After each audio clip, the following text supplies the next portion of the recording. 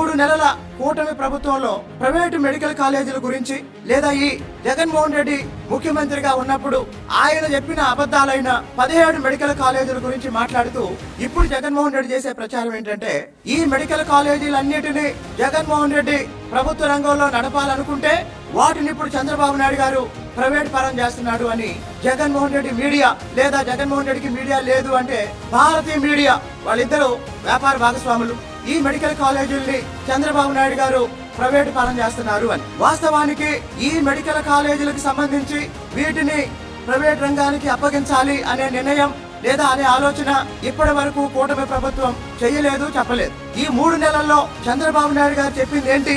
రాష్ట్రంలో కొత్తగా వచ్చే మెడికల్ కాలేజీలకు సంబంధించి ఎలా నిర్వహించాలి అనే చర్చ వచ్చినప్పుడు గుజరాత్ మోడల్ ని అధ్యయనం చేయండి అని చెప్పారు. గుజరాత్ మోడల్ ని అధ్యయనం చేయమని మాత్రమే చంద్రబాబు నాయుడు గారు చెప్పారు.